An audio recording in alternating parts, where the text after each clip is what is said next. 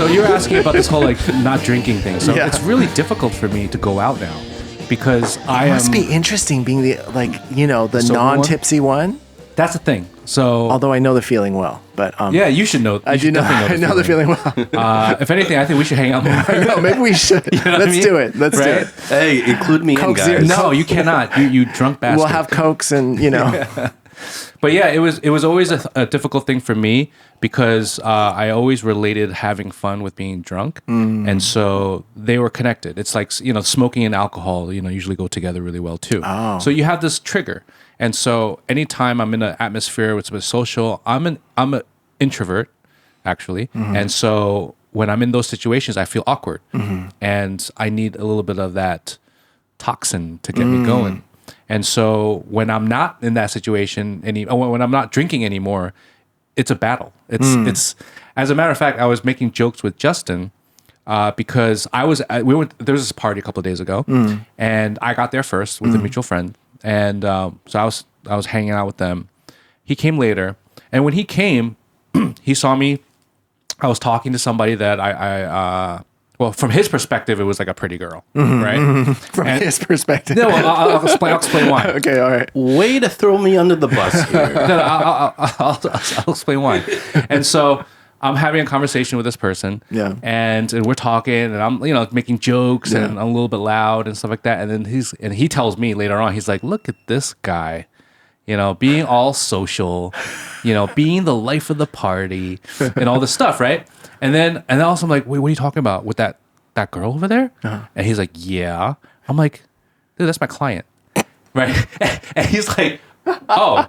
And I'm like, yeah. And I didn't realize it was my client until like that, my company's client, right? Oh, okay. And so we made that connection. So we're sharing stories about who she's been working with on my team and stuff like that. And so there is that connection.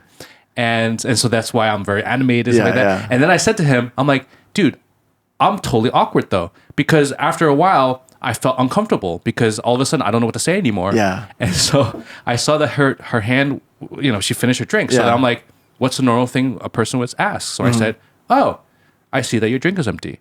Do you want another drink? Yeah. Right? Yeah. And before she even could answer, I pushed myself up against the wall.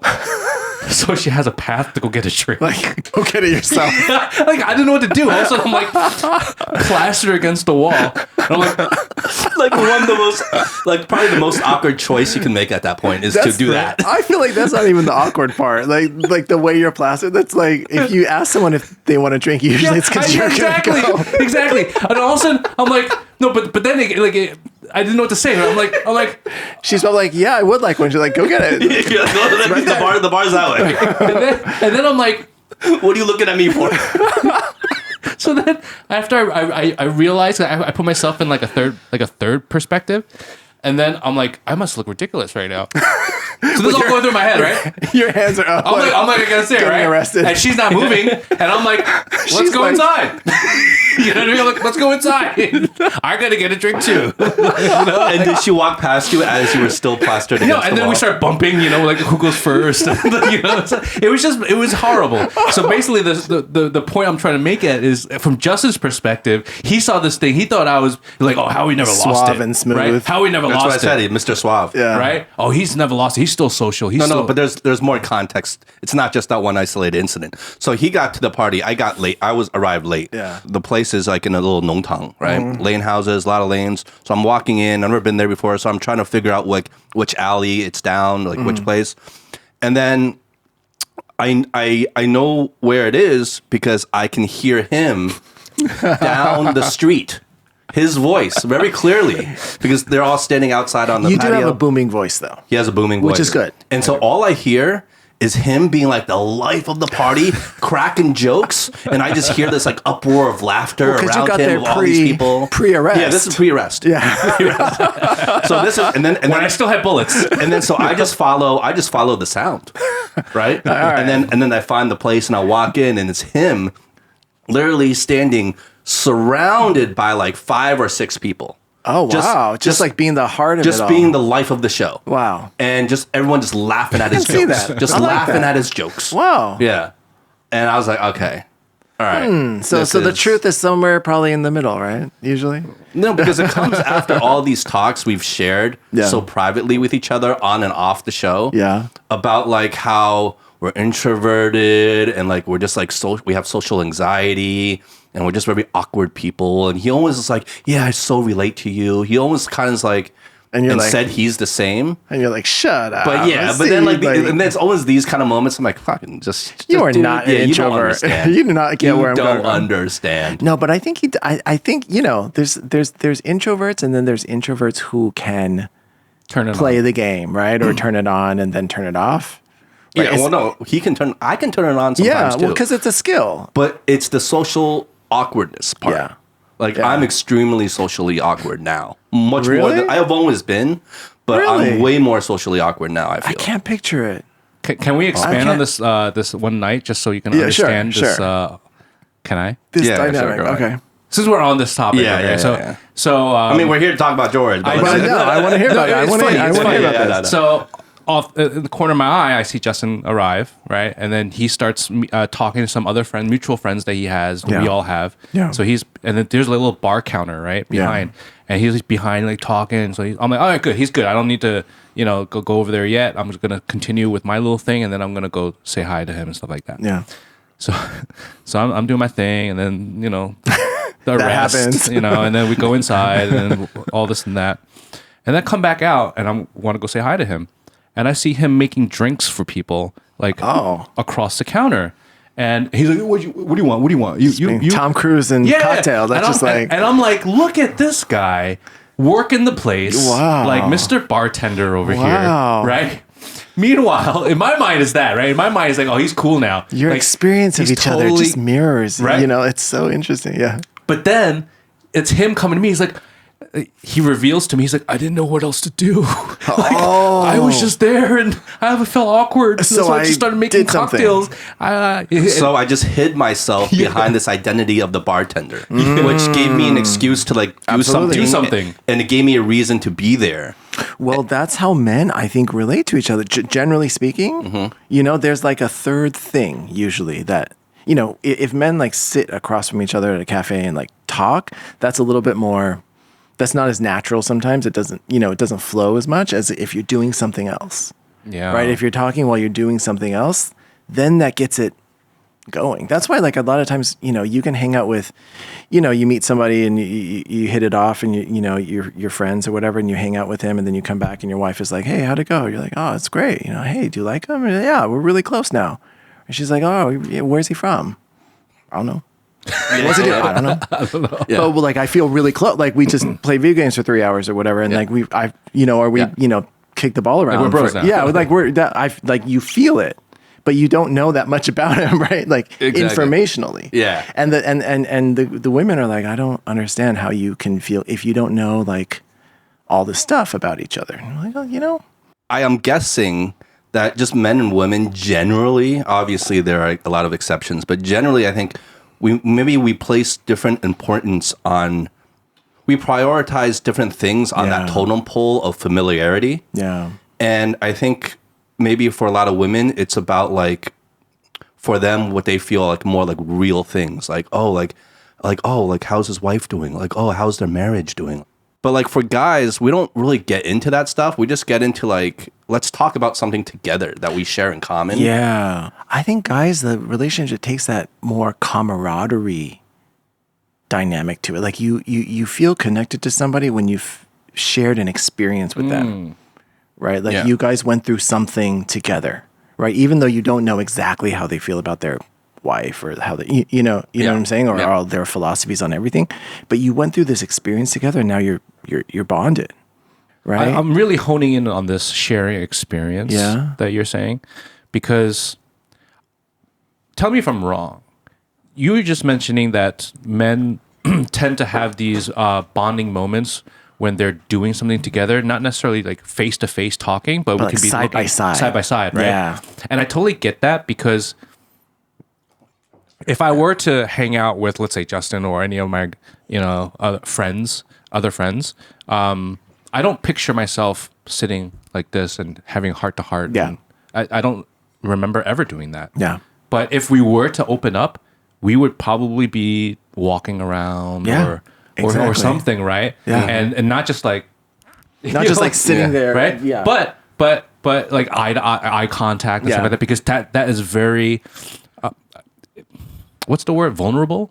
Well, evolutionarily, it's Right? a little It's threatening. very vulnerable. It's a little threatening too. Yeah, it's more intimate. It's threatening. Well, from another evolutionarily speaking, right? From Yeah. another male, it could potentially be threatening. What, eye contact? Direct eye contact? Yeah, direct eye for too long. I mean, now we've sort of Yeah. evolved away, right? But there is that root to Yeah. it. Right? It's challenging. Maybe threatening is too strong. It's It could be challenging.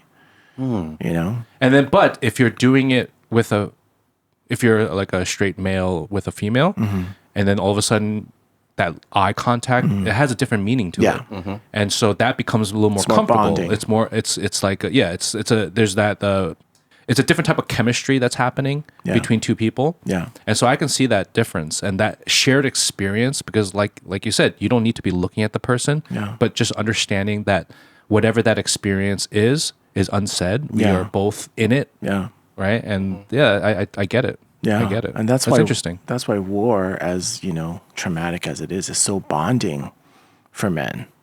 I mean, it's bonding for women too. We just have less stories and data about it because there's less women in combat. But going through something like that is really Does that work societally as well, in terms of a group of males having a similar type of experience, bonding with each other online because of some sort of way of thinking, and that becoming that's a lot more prevalent than women online bonding together, in one certain type of topic or way of thinking. I never thought about it that way. I'm just generalizing. I don't have data behind this. What do you mean, though? So for example, just like what's that term in the West that people say that the incels, right? So involuntary celibates. Yeah. It's like the incel group of men that choose to be a certain way or view relationships in a certain way. Okay, so They feel rejected by. So are by women. incels, I think I have a very surface understanding of it, but basically, correct me if I'm wrong, are incels men who are not in relationships and don't have sex, but it's like not even by choice? I think it's straight men who feel rejected by women, just generally speaking, felt like they were never successful emotionally or otherwise relationally with women, and then I think this is part of the incel definition, and then start blaming the women. Yeah. Right? Like it's a negative connotation towards women. Yeah. Oh, it's like it must be something wrong with them. That's why they don't like me. They've rejected me. Yeah. Yeah. And it's not just incels. You have different, groups that male. I would assume, I could be wrong, that more males than females tend to become like these little groups, right? And then they have this sort of shared experience, and we are now this group kind of thing. I was actually thinking when you said that there's people who have friends online, right? Yeah. That have their primary social experiences really online. And a lot of times it's not because they met in a chat room like we did back in the 80s or 90s, but it's because maybe through a gaming community or something like that. And it's usually men. So I don't know what, there may be a chicken and egg problem here. It's usually men, probably because of the population we're dealing with, but they bond and they feel really bonded. They've never looked each other in the eyes. They never seen each other. They have no idea what they look like. Yeah. Maybe don't even know how background, right? How old they are, whether they're male or females. I mean, they have no idea, right? But very bonded, very close. And this is actually, I used to work for the VA, right? And the, like military groups and they, such different people, such different backgrounds.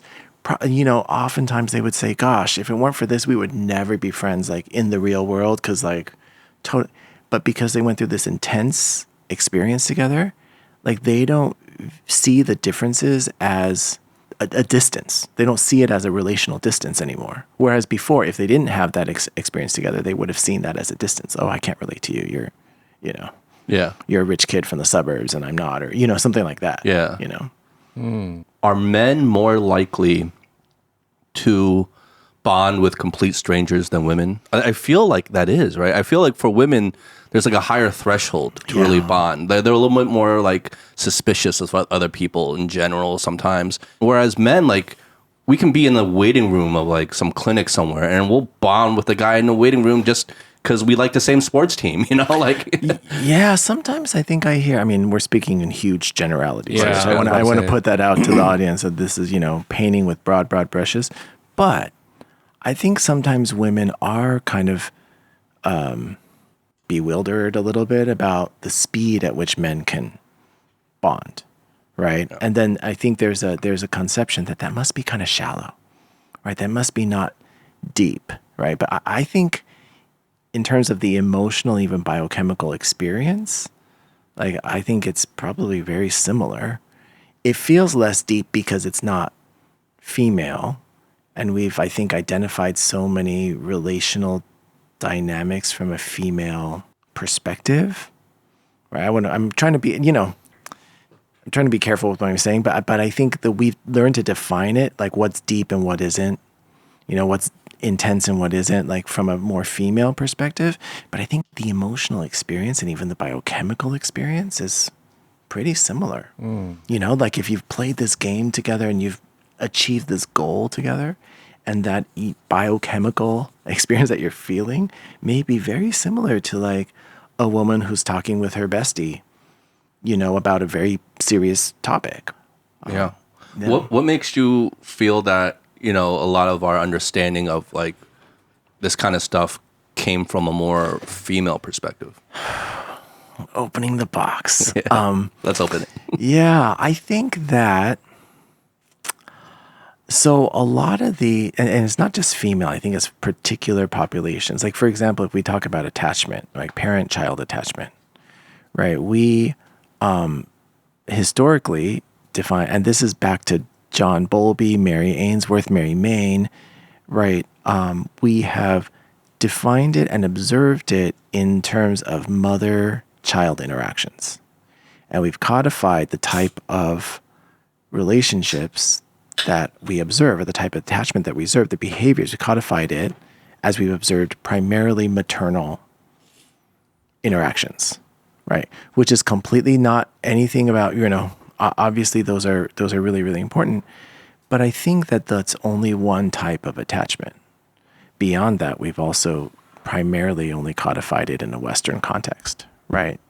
Even back to Freud, right? He worked primarily with upper middle class women, right, in Europe, identifying hysteria and, all these things, all these emotional and psychological experiences, but observing them and codifying them in the population that he worked with, which is women, right? And so I think from the attachment perspective, like we've learned to talk about what's secure attachment, what isn't secure attachment, even in the adult sense, right? From observing maternal and, at least from one perspective of female interaction. Mm-hmm. I think that what our field hasn't done a great job in, and our field being mental health, is understanding male experiences. Again, wide brushstroke, but, and I think there is and always has been a movement to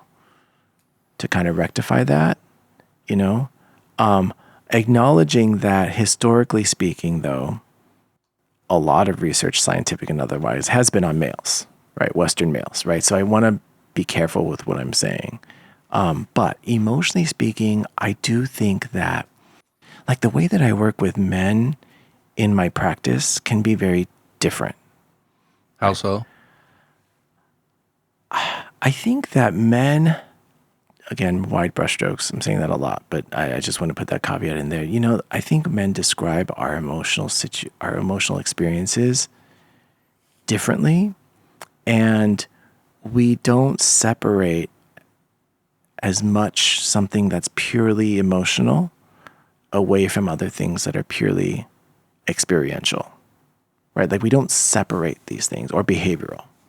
You find that a lot in Eastern traditions too, like over here, right? Where we're not used to, in the East, particularly here in China, describing emotional experiences by themselves. We've historically conceptualized them as being holistic experiences. That's why like traditional Chinese medicine doctors can like look at your face, right? And they view the face as a homunculus, right? And then they can look at your, under your eye area, and they know what your liver is like and what your spleen like, and ergo, what your mood's like, right? Because they're all different sides of the same coin or the same object.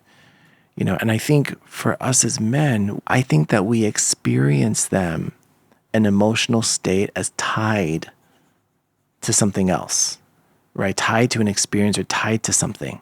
And therefore, if we do want to make changes to that emotional state, we have to work differently, right? Maybe work a lot more with what you do, right? As opposed to what you feel, what you say and how you talk, as opposed to what you're feeling. Is that, do you think that's more biological, or do you think that's more societal? I have no idea. Is it socialized? Yeah.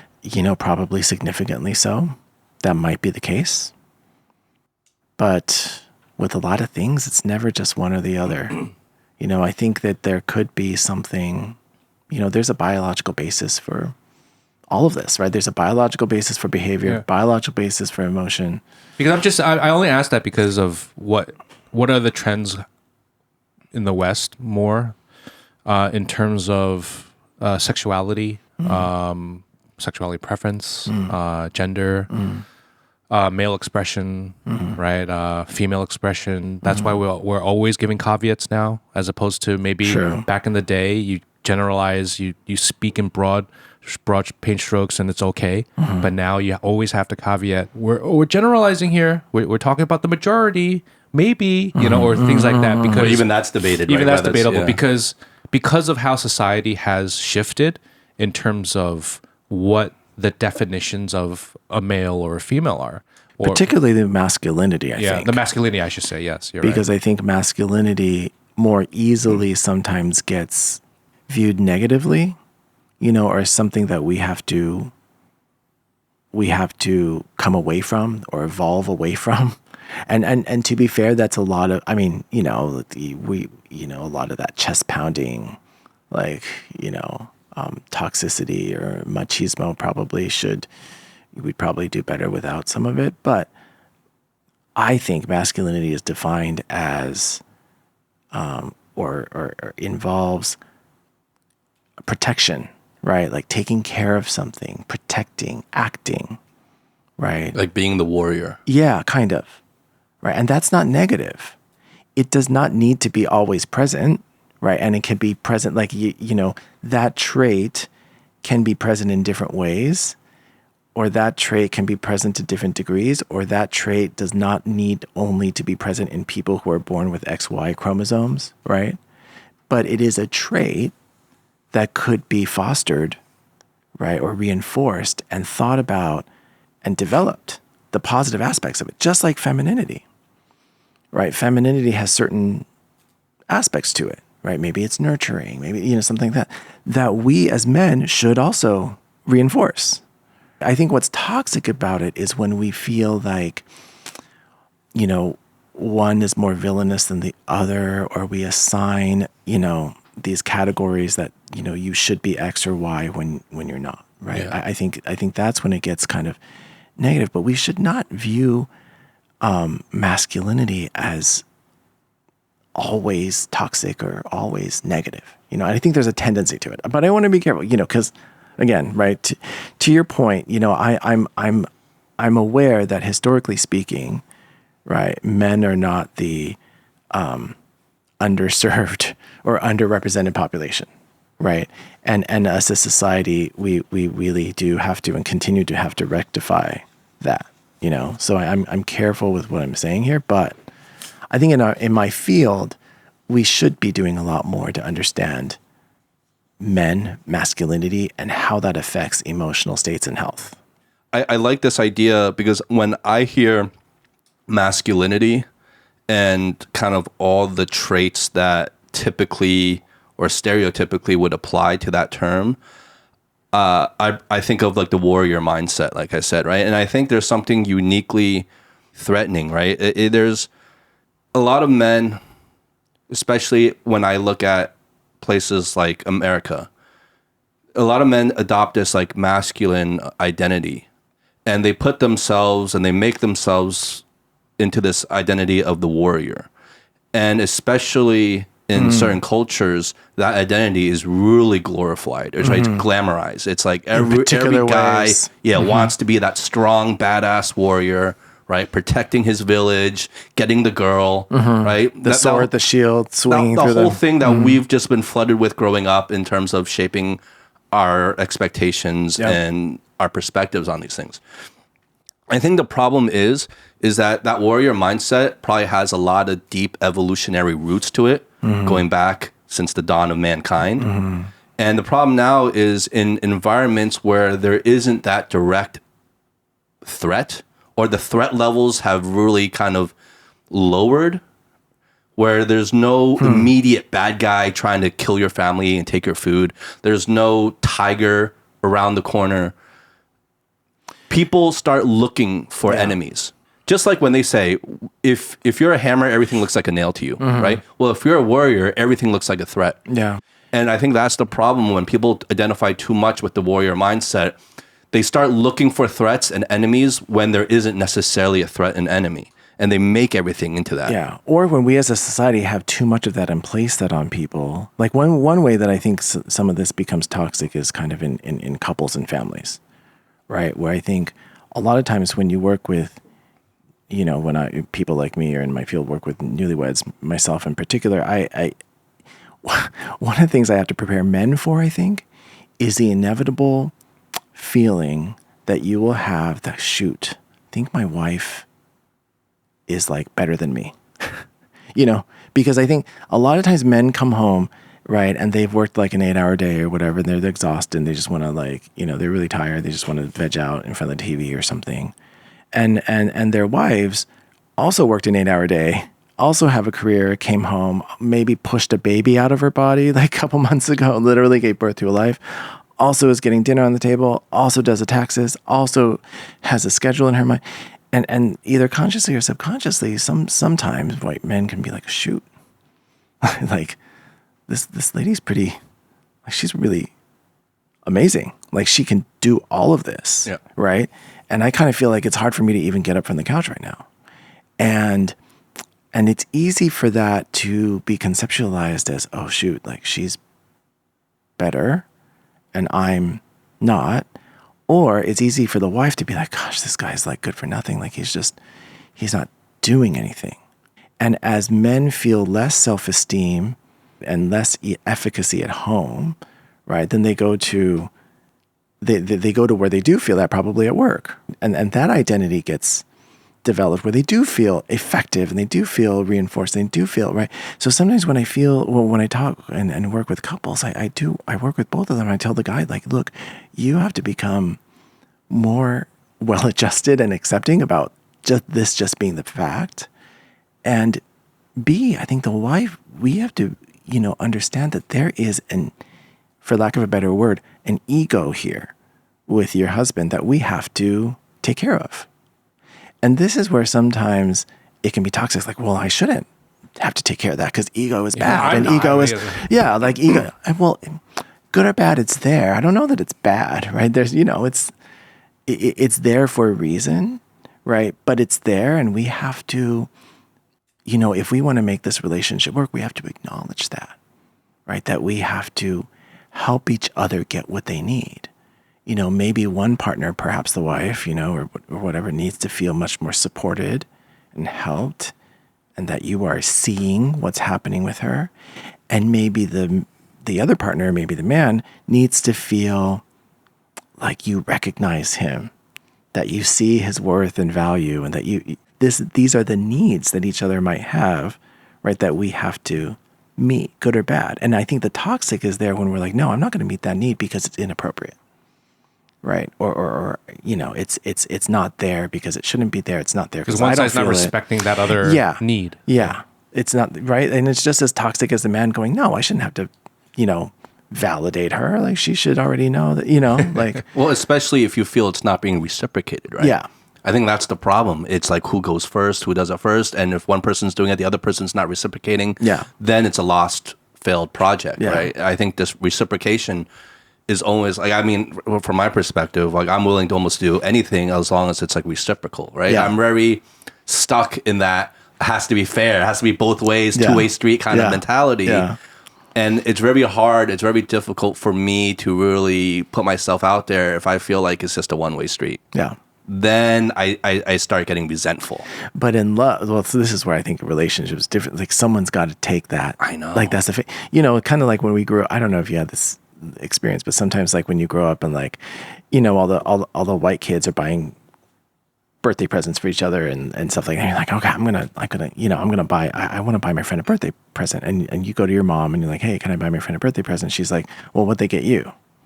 Well, like nothing yet. I mean, you know, nobody's like taking that for, do you know what I'm saying? But it's important. Yeah, it's important though to feel like, okay, I'm not being one-upped or I'm not being taken advantage of or something like that. But in relationships, you know, that's the whole risk of it all, right? And there's a certain, I mean, you know, any relationship is a relationship to varying degrees, right? To intimate ones, obviously there's a bigger risk, but any sort of, you know, interaction with a human being, there's going to be a risk there. You know, talking about relationships, it just makes me think about how important it is. Well, okay, there's a couple of factors that's on my mind when it comes to relationships.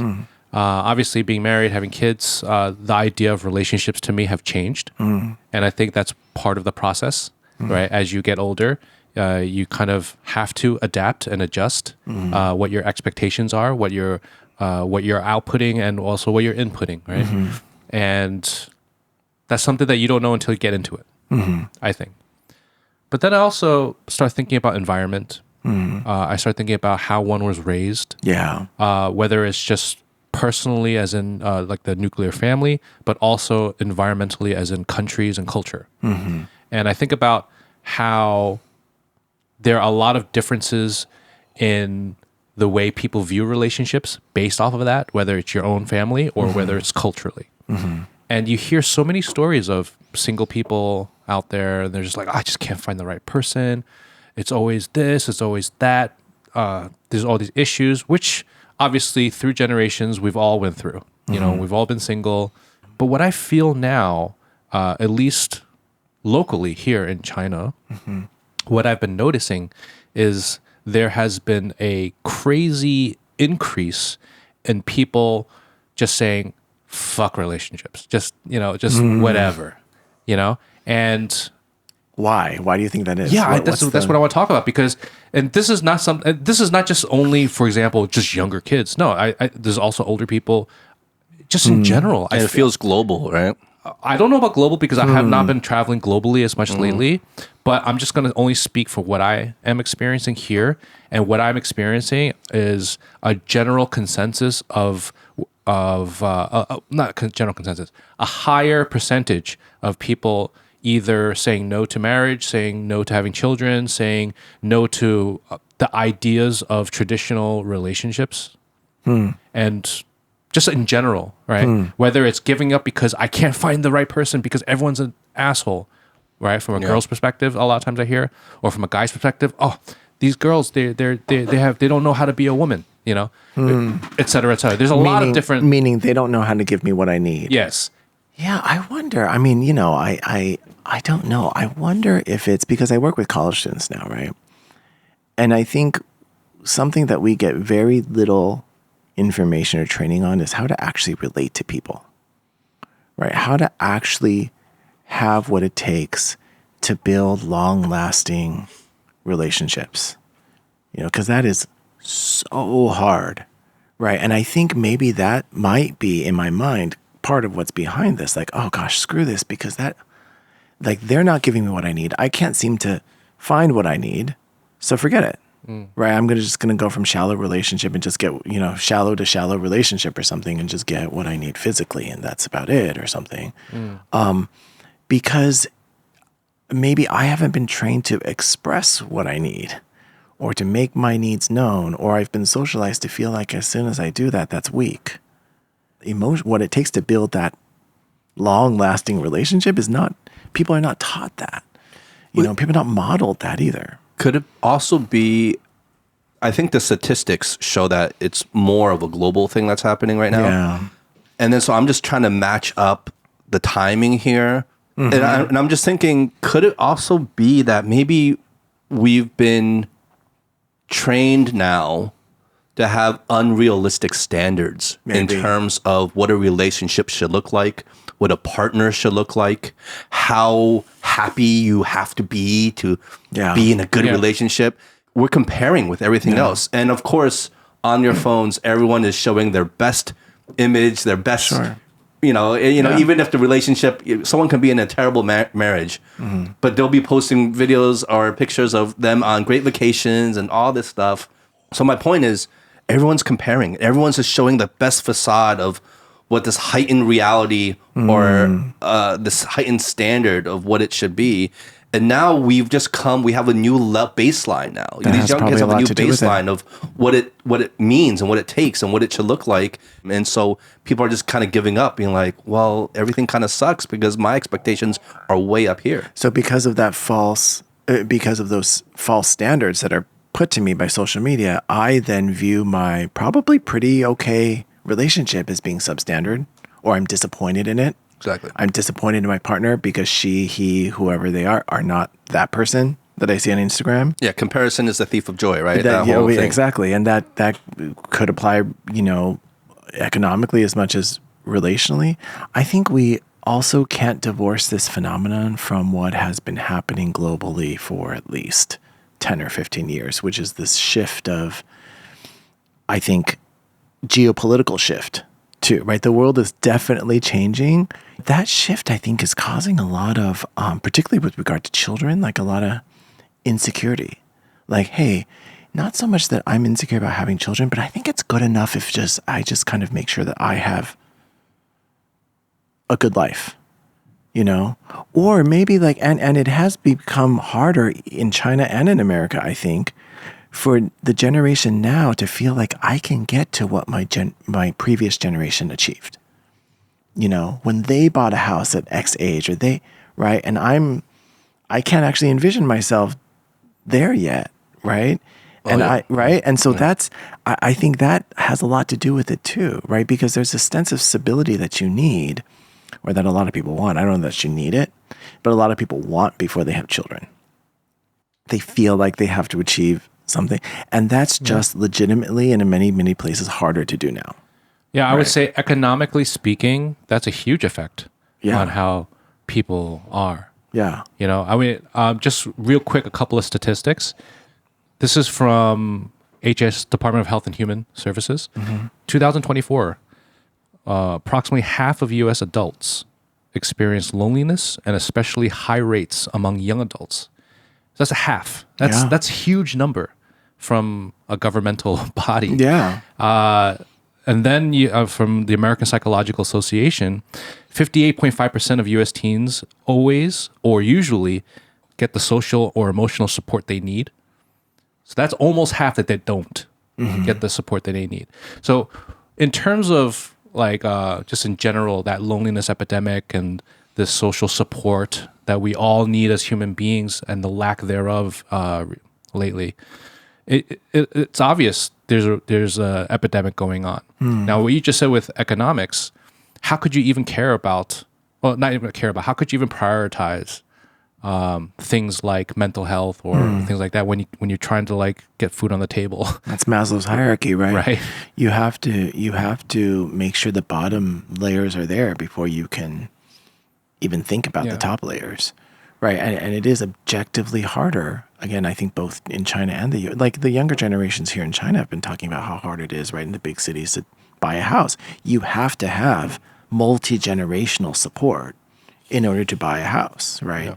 In a place that, you probably would reasonably want to live, right? And it's a whole saying here that the place you can afford to buy, you don't want to live in. And the place you want to live in, you can't afford to buy in, right? Yeah.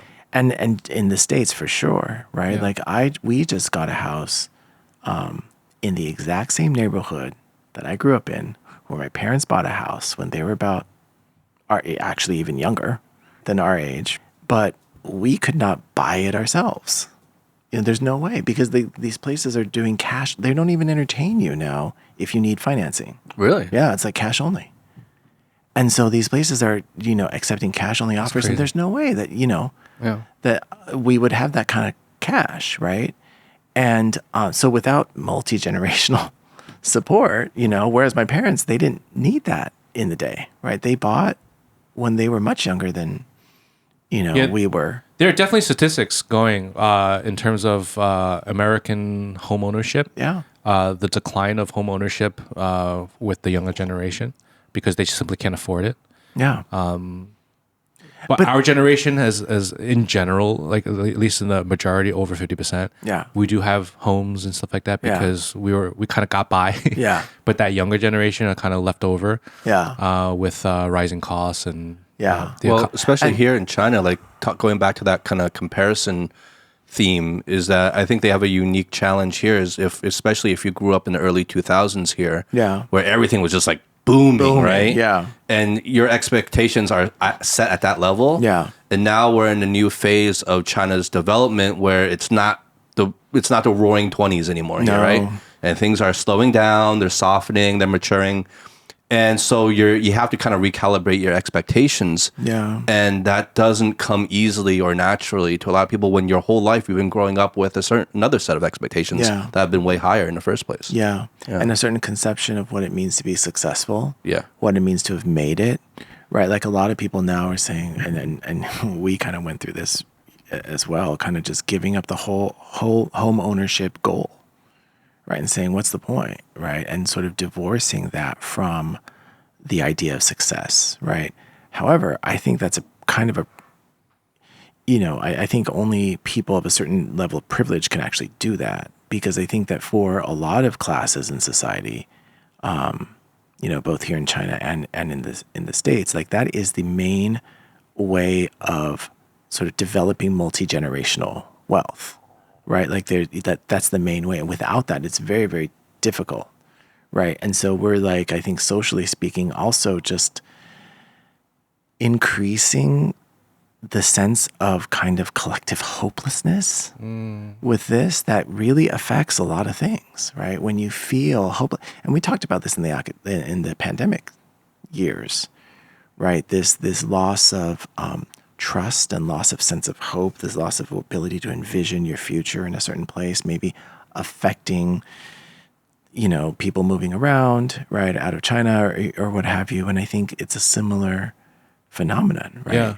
Let's connect a little bit with that episode. So at that time, the last time you were on our show, we were just getting out of COVID restrictions. Yeah. And 22. Yeah, we had a little quick podcast right out of out the Yeah. gate. Like, let's meet. Let's get together now. And we did talk a lot about that feeling, Yeah. that hopeless feeling. We talked about resilience too. Yeah. But here's the thing. Now let's fast forward now to today. It's been 3 years since that time. Yeah. Right. And it's all but a memory. Right. All but So a we memory, think until right? it's triggered by something. Right, exactly. Yeah. But I think now no one's talking about that anymore. Now everyone's just talking about economy, Yeah. right? Economy and the political state of the world, Yeah. right? Of course, just generally speaking, everyone has their own issues that they're dealing with. But just generally speaking, the economies are not doing so well, right? Yeah. Between I'll speak for China, but also America's not so good. And Globally, it's not good. yeah. So the economy and then obviously the political state. So that's weighing in on a lot of people. And I remember before I had my kids, I was on the fence about having kids. I would say, and that was at that time, I was like, well, do I really want to bring kids to this world? Because I don't know what the future is going to hold. And it's funny because after having kids, and then AI started really coming in, and a also whole I'm other like, thing. it's even more of a mystery for me what the future is going to hold. Yeah. It's even more. Yeah. And yet here we are, right? And people don't sit well with fear. Yeah. I think that, like if we talk, I think that's a primary motivator geopolitically, Right. right, is fear. People, and I get it, right? Like we are trained, socialized, evolutionarily and otherwise to run from fear, right? To view it as something and this is what we talked about in resilience, we're something that we need to get as far away from as possible, as opposed to saying it's going to be here, regardless, no matter what, how do I live with it? How do I proceed, not despite it, but proceed with it? How do I utilize it? And I think that's the underpinning to resilience, right? We talked about last time. And because we always run from fear really strongly, especially men, I think women process these things. Okay, broad strokes again, but women process these things a little better, I think, right? And men run from it a lot. And geopolitically, things are controlled by men, right? By and large, and people don't do well with fear. It causes extreme action behaviors. It causes impulsive behaviors. It causes people irrational, people not really considering consequences before they act. And, it kicks in that fight or flight. And it damages relationships. It can. I think the really insidious thing about fear is that I think we have a programming. And it doesn't even have to start at fear. It's just we're programmed to, if something is unknown to us, as a certain result is unknown to us, and has equal chance of being a positive result or a negative result, our tendency is to lean towards the negative result. And that's what's happening. And that turns into fear. And, and down the chain we go, where it started from something that really, it's neither here nor there. You don't know what it is yet. But then that automatically flips to the fear side. Yeah. So in this day and age, what can you do? What can one do to combat this? Yeah, how do we process fear in a better way? I think for me, we have to identify when it's happening. When it's happening, we have to go, oh, that's actually fear that's getting triggered in me. And also be okay with the fact that it's happening. I'm feeling afraid, and I can do something with it. I don't have to either A, make myself no longer afraid, or B, keep feeling afraid but not talk about it, to act as if I'm not, right? Or to pretend like I'm not, right? Because that does not actually make you more well-adjusted to it. That just helps you to put it aside, right? But with anything we stuff down, it will come back, right? And if we don't give it the space to come back, or give it the space to coexist with us healthily, then it's going to come back on its own, and we can't control it. I think there's a way that we can use fear when we recognize it to say, okay, I recognize it, because when I recognize that I'm feeling afraid, the next question is, why am I feeling afraid? Right? What is the threat that I'm perceiving? And then a question can be asked, which is that thing actually threatening me? Is that thing actually as threatening as I perceive? And until we recognize that it's fear that we're happening, like, those questions will never get asked. A lot of times, no, it's not actually as threatening, right? People are doing what people do, which is they always want to protect themselves. They always want what's best for themselves. That's what people do as individuals. That's what people do as societies and countries, right? And that's not necessarily threatening. I think that there's two tough things, or two challenges that come to mind as I'm listening to you. One is knowing when it's happening, identifying it in the first place. And I think the tricky thing with that is that for a lot of people, we might not even if something is fear, in reality, we might not characterize that. We might not characterize it as that to ourselves. No, we call it anger, men, usually. Usually. We'll call it a whole different number of things. Yeah. Or we'll push blame on the other person without even acknowledging that it's fear we're feeling, right? Yeah. So it's really hard to kind of identify it or even admit that it's fear, because in your mind, you might be so convinced that it's just completely something else, or for a whole different reason other than you being afraid, right? Yeah. And so if the first thing is identifying the fear, and the second thing is assessing how legitimate is this fear or the threat, that's also really tricky, because as we said, when you are in a fear mode, you make a lot of irrational decisions and you have a lot of irrational thinking, or you can. Yeah. And so you might be so convinced that something is a threat, even though it might not be that big of a threat, right? But in that state, you are convinced that it is. And so it's really hard to get out of your own head. Yeah. But also, like, as you act irrationally, you then have to justify that irrational action. Yeah. Right? You have to alleviate the cognitive dissonance that could come up with it. So you do end up justifying it, probably in a way that reinforces your fear, right? Probably in a way that validates the fear, instead of asking, gosh, was that the only reaction I could have had to that phenomenon, whatever we're talking about, right? To that stimulus.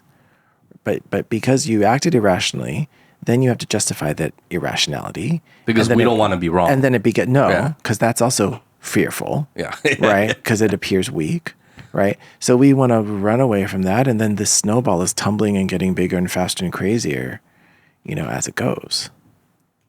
I feel like there are a certain sect of people out there that just refuse or do not have the ability to self-reflect. Is that true? Is that true? A false statement?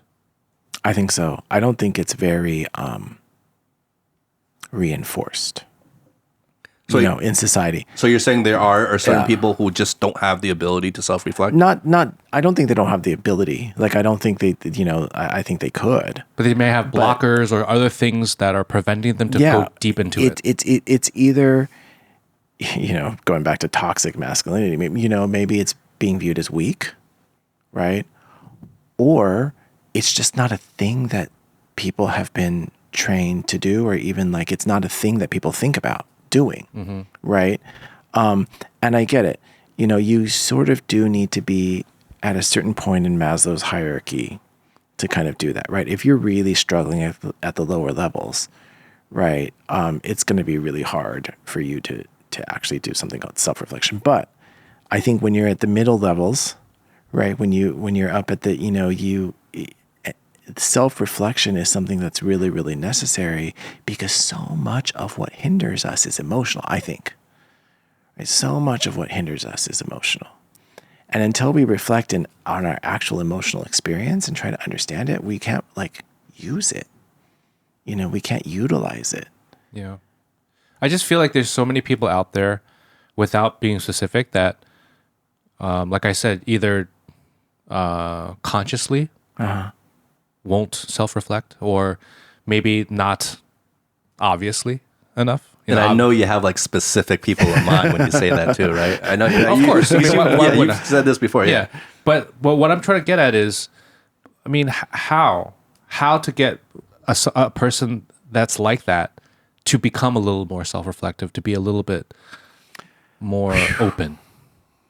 How do we instigate it in somebody where it's not happening? Yeah, should I even want that? Right?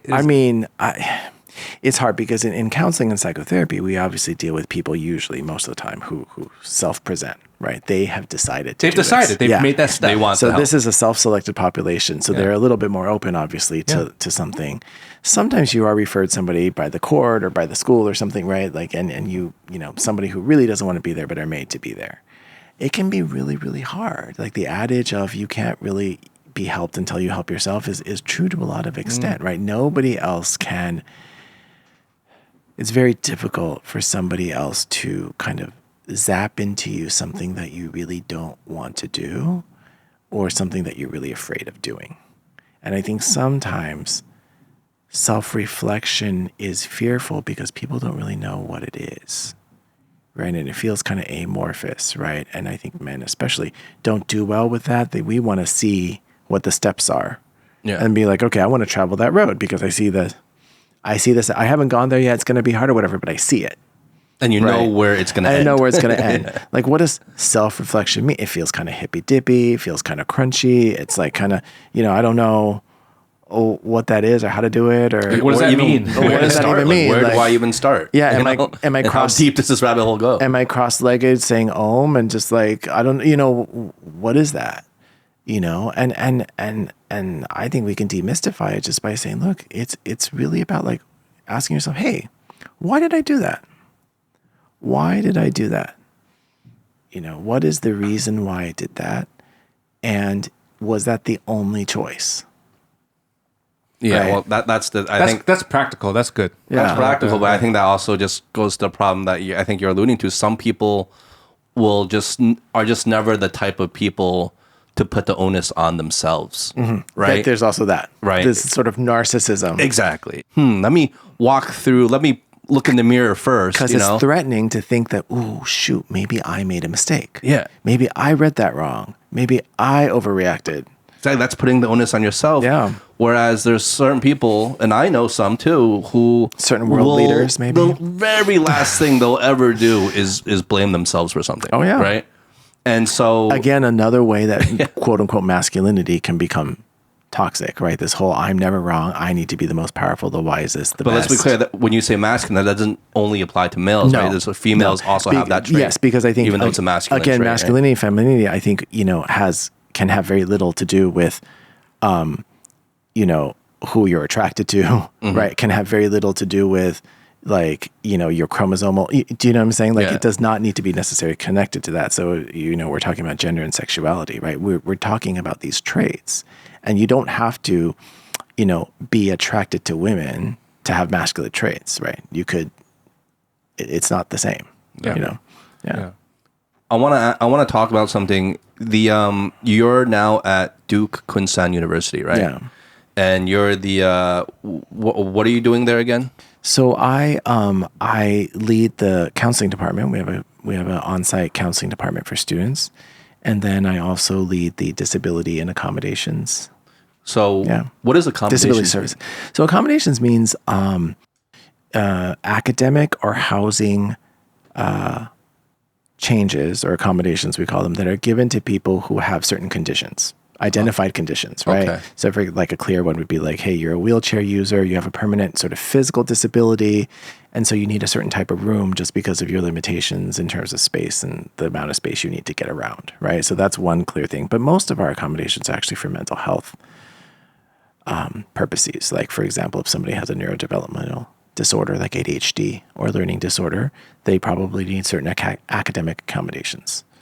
So throughout all your responsibilities there at Duke, including the counseling part, are most of your interactions with the actual students there?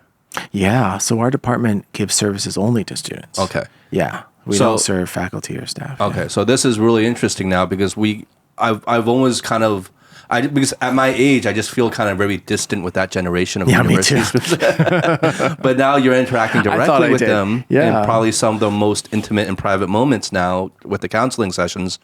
What are some like most relevant things, or maybe even let's start with like most alarming things or patterns you're seeing with students these days? I do think among young people nowadays, people are not accustomed yet to deal with strong emotions. I think emotion regulation is a big thing, a big difficulty. What do you mean by strong emotions? So, let's just take the typical K through 12 experience here in China, right? Very structured, highly structured, right? Especially in the high school years. You really don't have much time for a life outside of studying, right? Really. Right. So you may not have, even as a student, know what you're interested in. Like when you ask them, oh, what do you like? Or what hobbies do you have? And people are kind of like, I don't know. I did what I was, my hobby is piano because my parents made me do piano, something like that. Right. Because literally like I studied until 9:30 at night and had to go to sleep because I wake up at 6 o'clock the next morning. Like how do you develop day. a personality? So you don't have that. And then all of a sudden, like you're now in college where it's totally different. Right. You have all this space. People like open, you have like these professors going like, tell me who you are. And you're kind of like, I don't know who I am. I can tell you my grades. I can tell you like literally where I'm from, I guess, or what language I speak or whatever it is. But like, I can't, I don't know myself. And similarly, I don't know. And now I'm feeling strong emotions. Maybe things like fear, maybe things like love and attraction, right? Like before I never thought about a significant other or whatever. And now it's like, oh, I could, or I do want to. And like, but shoot. These emotions are so strong, and I don't know how to handle them. And they can very easily go like fatal attraction, or they can, you know what I mean? Like very easily get out of control because I don't know where the boundaries are. Like, I don't know where my boundaries are. I don't know where their boundaries are. And that's like the emotional regulation part. That's the emotional regulation part. But funnily enough, when you talk because before, when I was working on the clinical side, I developed a lot of B2B services, right? Business to business services, and you would talk to these business leaders and chief executives. And one of the major things that they have difficulty with in their staff is emotion regulation, right? People who understand their emotions and know how to manage it. Manage meaning, I have an emotion. How do I express it in a way that fits the context? And how do I express it in a way that moves myself and other people along, as opposed to harming myself and other people around me, out of my desire or need to just, in Chinese we say 发泄, or to just like vent, emote or vent. Yeah. In an uncontrolled manner. And I think you kind of see some of that in the college population because people are not yet accustomed to these emotions. They don't know how to deal with them, nor have they seen their parents necessarily deal with them. Because I think in a lot of Asian households, like I think our parents tried to put the best, put their best relational face in front of us. Yeah, you bury that stuff deep. Right? Yeah, or you like they resolve their conflicts maybe behind closed doors, and you never like really saw it. Yeah, and you never saw strong emotion from them because they felt like it wasn't appropriate to express it in front of the children for fear that their children see them as anything less than the paragon of maturity and control. Well, to this point real quick, not to go on a whole tangent here, but just to that point real quick, do you think it's a healthy thing then that parents work out relationship problems in front of their children? I mean, obviously there's a balance, right? But but do you think that's encouraged? I think so. From the mental health perspective, yeah. Because until you see it modeled, modeling does a lot in terms of helping someone understand what is possible for them, right? Just like in a way that, in the West, sometimes we talk about how important representation is, right? And sort of seeing in the mass media people of different types doing different things, right? Because that sort of opens up cognitively this precedent in your mind, right? It's the same thing. It's just the same thing as like, an example, like a lot of people, I would say most maybe learn more easily when they actually see it done in front of them, right? And if you see it done in front of you, you're more, even if you see it done wrong, quote unquote, unsuccessfully, it's information, it's learning. Like, oh, okay, that didn't seem to work. And this is another thing for college students, right? People don't know when they should like seek another resource. Like one clear example is maybe healthcare. Like people are not sure because before, like their parents told them, yes, you do need to go to the doctor. No, you don't. Right. And so they have a hard time sort of like understanding, hey, what's the threshold even for my own kind of physical health? Right. And sometimes I work with students. I'm like, oh no, you need to go see the doctor. That's kind of really, yeah, you do. Right. And so even sharing with your kids, like, hey, this is the resource I'm going to go to. These are the people I can ask for it. And that's not weakness and that's not bad. A lot of what I do really, a lot of this comes in the context of mistakes with your kids, right? Like I have a hard time sometimes with my, all the stuff I have going on, like controlling your temper, right? You end up maybe yelling a lot more than you. Oh, that's a big one for me. Want to, right? Yeah. And a lot of times I have to go up to my kids and say, I'm sorry, I lost my temper, that, I didn't handle my anger very well, right?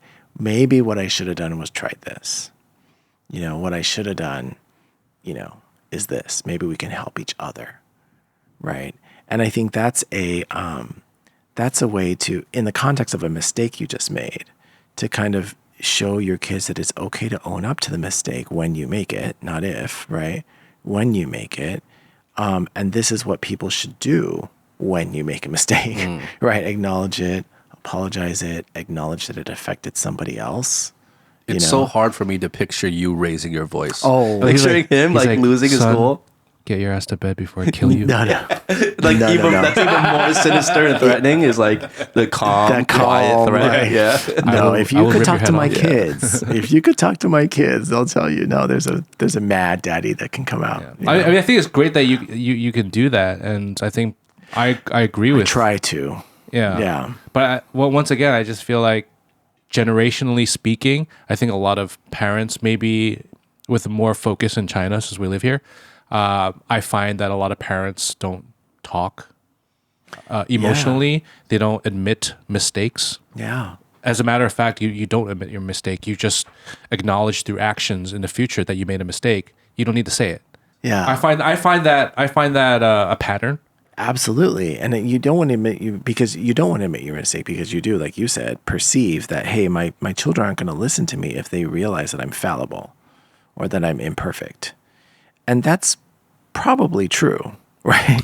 Like in terms of the fact that if they know that you're not like God, then they may not automatically listen to you. They may start asking uncomfortable questions like, well, why are you asking me to do that? Mm-hmm. Why are you telling me that's the best? I don't think that's necessarily a bad thing, right? I think opening up that conversation helps a child understand how to make decisions. We don't just make decisions because somebody higher than you told you to. We make decisions because we have to understand what is going to come of this decision and do I really want that? So I don't think that's really, but out of fear again, that something bad is going to happen to our children if they don't perceive us as God, they may make a mistake. Yeah. But the problem is mistakes are unavoidable, right? They're completely unavoidable. And we have to be okay with that. I think, again, we feel fear, like we want to drive to this perfection. And so we feel fear if that doesn't get achieved. And that fear causes us to do like irrational things. And so if we're okay with, gosh, you know what? These things are going to happen. And sometimes those mistakes are going to have negative consequences. Like my kid may go through a period of difficulty, like actual difficulty. Like they might fail that test, get into like a literal F, or they might lose that job, or they might not get that job at whatever it is, right? But we as parents are so afraid of those types of consequences that we feel like we have to avoid them at all costs. I think there are a lot of parents out there that are just so afraid of their children facing any type of discomfort, which I get, or failing at all, or that protective bubble around them. There was no, man, I did not know what fear was until I had kids. Yeah. You know what I'm saying? I get it. I did not know. I remember this one time when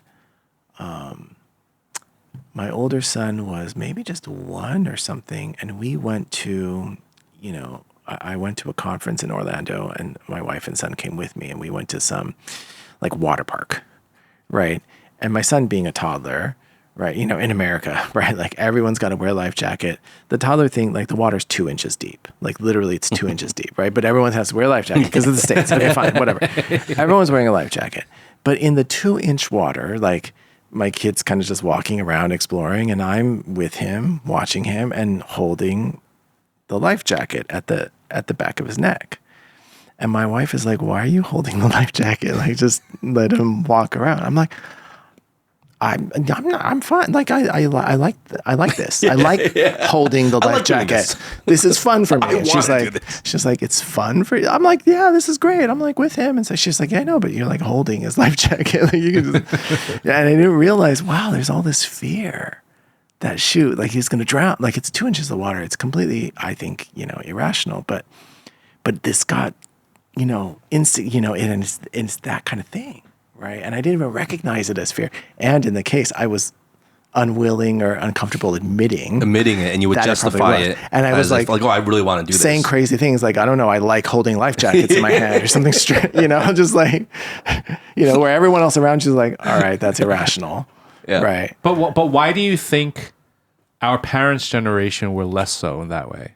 So there was this project I was doing last year, and it's with the kids brand in Singapore. And basically they had all these statistics about the current generation of parents with their adolescents and under, age adolescents and under, and how much unsupervised play these kids have in their life. And actually Jonathan Haidt talks about it in The Anxious Generation as well. How he's pointing to a book I have in front of me. I can't wait for you to finish that so we can talk about it. It's actually a phenomenon, right? Between millennials and Gen Z kids, especially Gen Z kids and younger, that they don't have as much, in general, time of unsupervised play growing up, as opposed to when we were young and our parents. Oh yeah. And basically, what does that mean? Unsupervised play. That means like literally as a 5-year-old kid. Yeah. Right? Latchkey kids, right? Yeah. Just run out.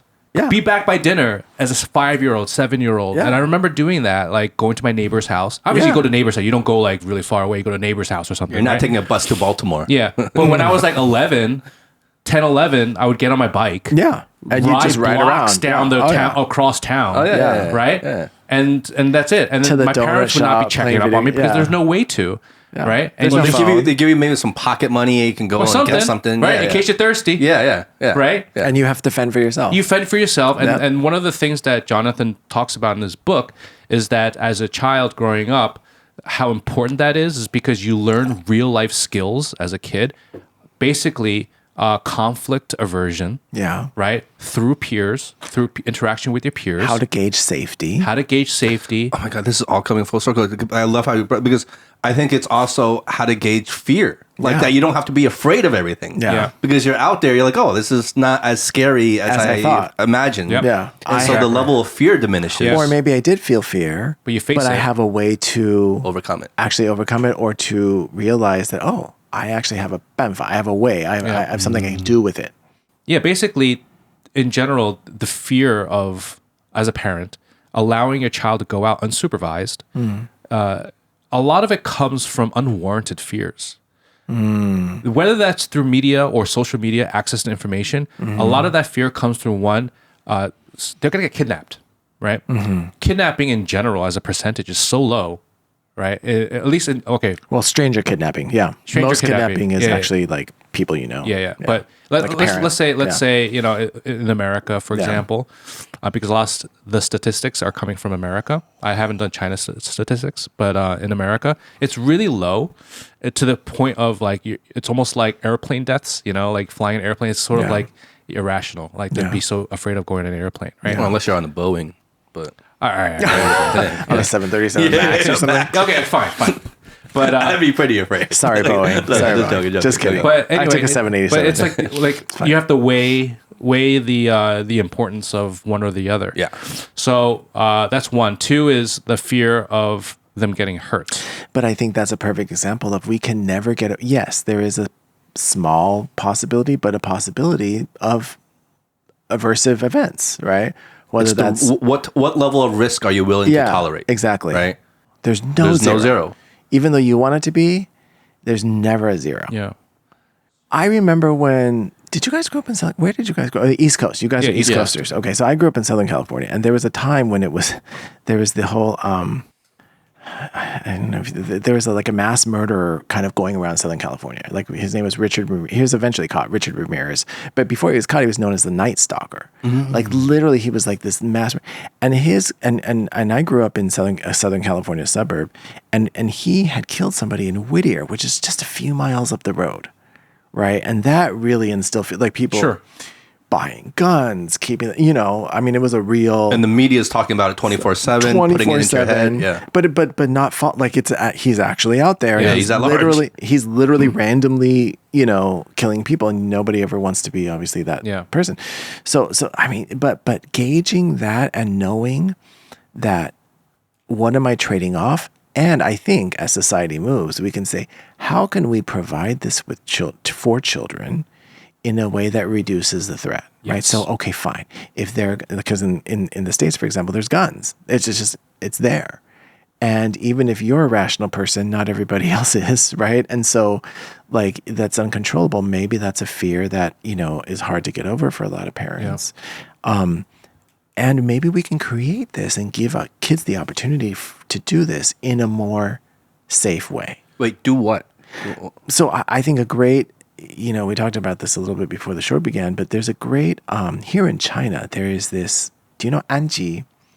So Anji, the city of Anji, known for its tea and stuff like in Zhejiang province, right? Not too far from here, just a couple hours by train.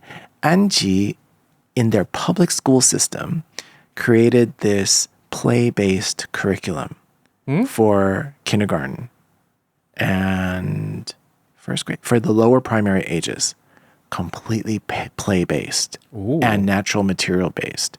So it's amazing. This is in it's their a public school system Wow, in okay. Anji. Good. So now it's become known as Anji Play, right? Is the whole, and now it's huge. It's being studied by, a lot of American universities, and they have an American branch or whatever. But it started here at Anji, so it's called Anji Play. And Anji, what they did was they just had these natural materials, right? Like blocks of wood, old abandoned tires, stuff like that. And basically the curriculum is children need to go and solve projects and build projects and solve problems using these materials out in the playground. So most of it is in the playground.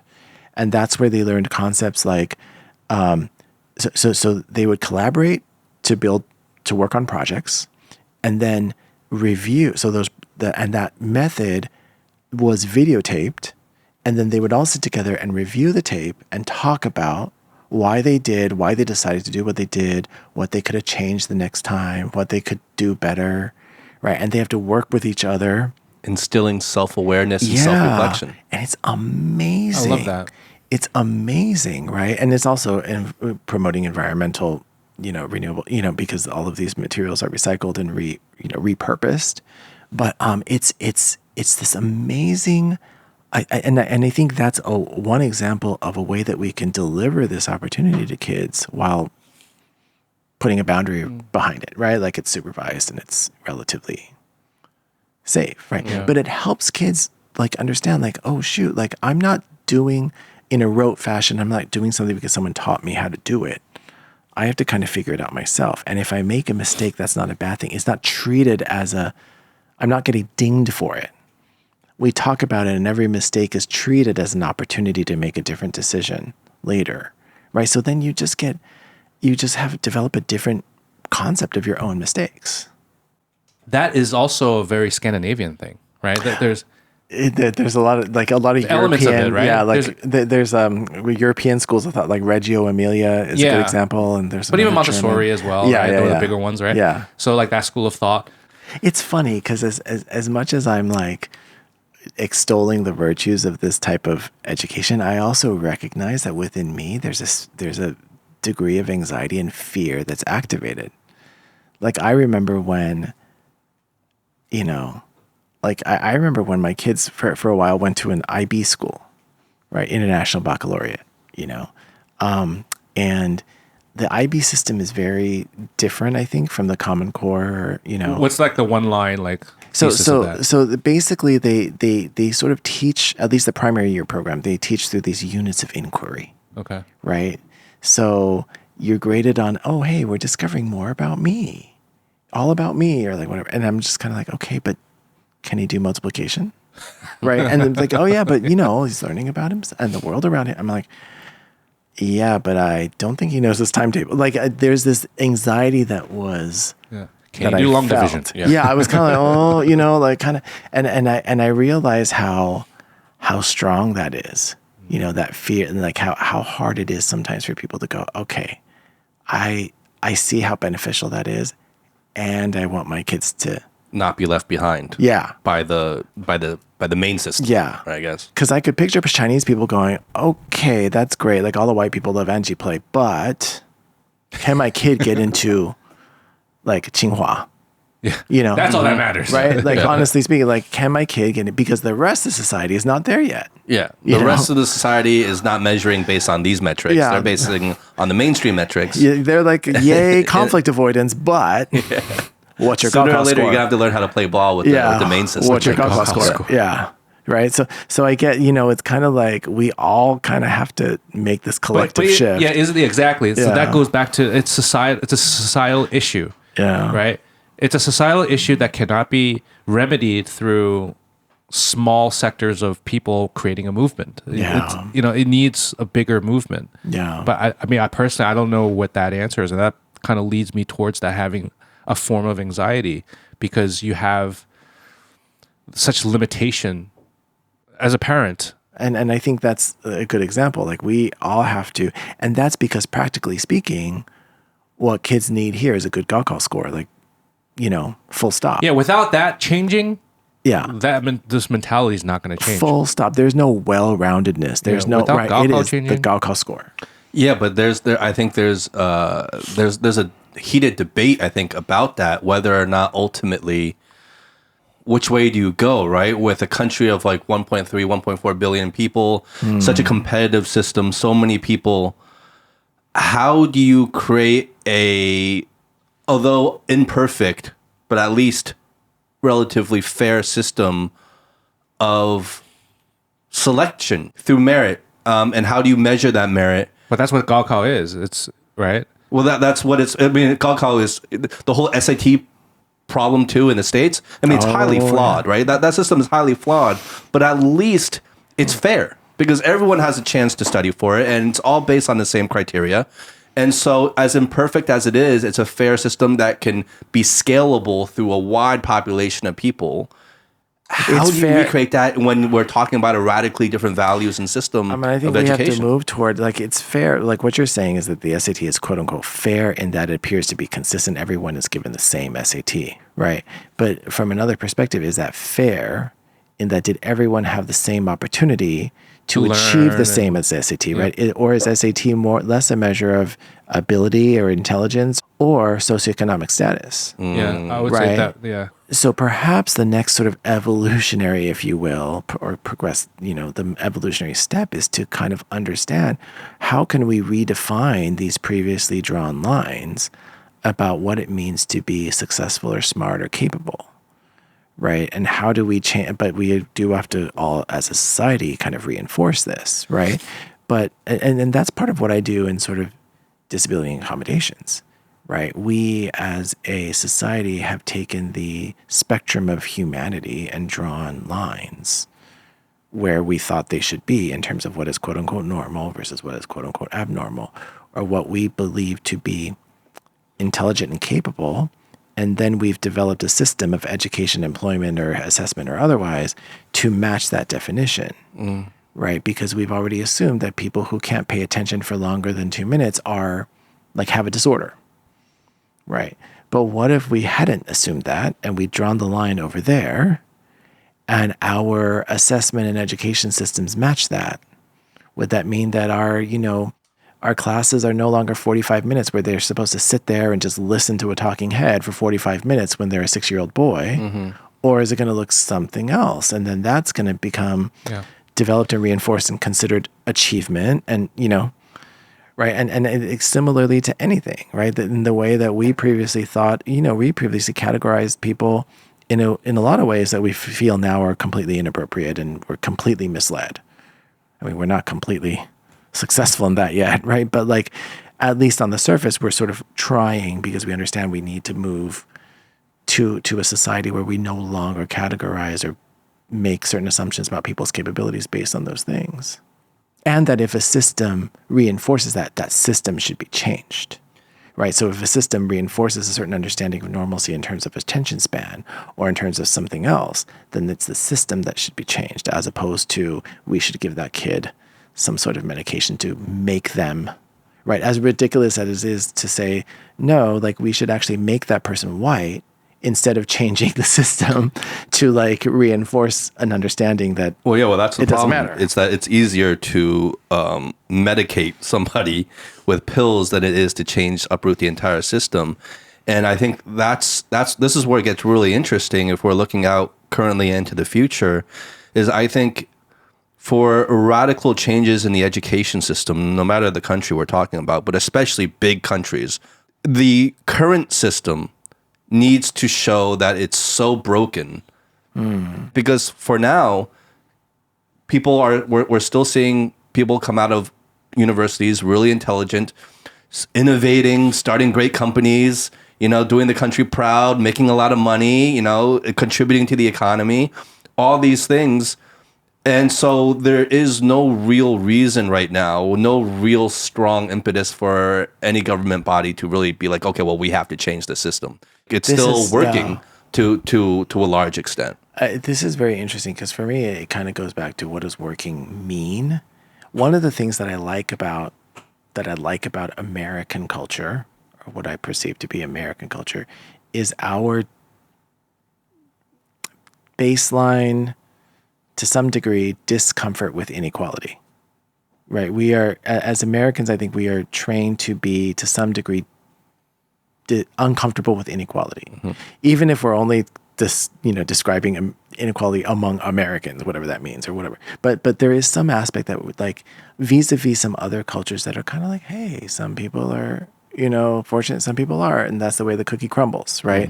So like I think for us as Americans, that's something that drives it. Like, oh, the system could be changed because we've identified some inequality that we're just, for no other reason than just a value, kind of uncomfortable with, right? And so that is a priority because we feel uncomfortable with it, even though it might take resources, or it might take, obviously this doesn't always happen this way, but there is that sort of baseline thing that's present. And I like that, and I think that that's something, again, for me, it feels like the sort of next evolutionary step, for us as a human race or society to get to, I think. Yeah, I'm wondering about that big change that you're saying. It could very well be because of AI. Who knows what in the future, if there's going to be new rules and regulations or laws or anything like that, I don't know. Or is the improvement of AI going to get to that level where it's like, why even, study or anything like that, right? Maybe everyone's just so used to having that second brain with you. Last summer I had this fascinating conversation. Like, me and some of my college friends got together, right? And we're all mostly like, second generation Asian American people, right? And we were getting together just in the living room of my friend's house and talking about this. And everyone has kids now, and everyone has, right? And talking about, gosh, like our kids' future. Yep. And we're talking about things like, hey, talking about community college, talking about like trade school, training to become a plumber or electrician, because these are the jobs that were in our minds. We're like, okay, AI is not, someone's got to unclog your toilet. Yeah. Right. And like my friend, who is a very high powered businessman, right? And like very successful, but he lives next door in the same neighborhood to an electrician, right? That makes good money and like drives a great car and has, is doing very well for himself. And people and they're literally saying these things that we growing up would never even have tolerated. Like, our parents would like clutch their pearls if we brought up community college or something. Right. But or like a trade school. Or like a trade school. Yeah. Like, what on earth is that? That's not why we like moved to America or whatever. But I wonder whether society, I don't know. Like, I think we're really, I don't know. I'm not an AI expert, but I do think we're a little early it's a little catastrophic, I think, to think about like AI is going to take away like all sort of white collar jobs or something. But it is going to, I think, significantly upend things, and we have to evolve with that. Yeah. And the skill that we need to evolve with that, and to think out and to redefine these value systems where we previously valued things, and maybe we need to shift that value. The education system has to change, because right now the way it's set up is not going to work, right? Because what are you testing for? Yeah. Right? You should be testing for your cognitive ability for problem solving, right? Not for memorization. It's a muscle. Your brain's a muscle, right? So you need to be using that muscle in order to make it stronger and better, right? And more efficient and all that stuff. But when you have this tool that helps you do things so much, there has been early research coming out of showing mental decline, cognitive decline through use of AI in just a matter of months. Yeah. Right? That's where my concern is. Yes. Yeah. So it has to change. Something has to change. Yeah, that's where my concern is. Something has to change. Yeah. I think, I'm uncomfortable with outsourcing too much of our cognition to an algorithm, even if it's capable of some of that, just because I think we need, just like exercise, right? Well, like, just because like I don't quote unquote need to walk the stairs anymore because there's elevators, it still might be good for me to do that once in a while, or maybe even all the time. Yeah. Particularly even from the emotional or relational level, right? Like, some people, there's stories of people seeking companionship from AI, that's products or things like that. Did you hear about what happened with ChatGPT 5 when it came out? No. What they found was a lot of people were using 4.0 before that, right? And they were really into 4.0 because 4.0 had that personality and they built that bond and has memorization, so it memorizes all the previous conversations. Yeah. And so 4.0 was gone, and then you don't have that choice anymore when it first got released. And people using ChatGPT 5 continuing the conversation as if it was 4.0, but then it was a totally different personality. So it wasn't remembering. It remembers, but the personality and that spice and that, like, all that, it was gone. Oh. It was as if the person got replaced. And all of a You're sudden, feeling a sense of loss and 100%. Oh, really? And there was this huge rebuttal. And you had all these people going off like people feel like personally abandoned or something like. Yeah, they felt they lost a friend. They thought they lost a friend. They lost a lover. That's scary. That's Right? so scary. And it just shows that there is a sect of people that use AI for companionship. And that's not a small number either. But I don't even know that it's like limited to a certain like special type of person. I think there's cues that we receive from that from something that makes us encourages or reinforces our bonding with it. One of them is cognition and interpretation of what we're saying, right? Which is why we bond maybe with an animate, whether it's a dog or another person, very differently than we do like something that doesn't do that kind of stuff, right?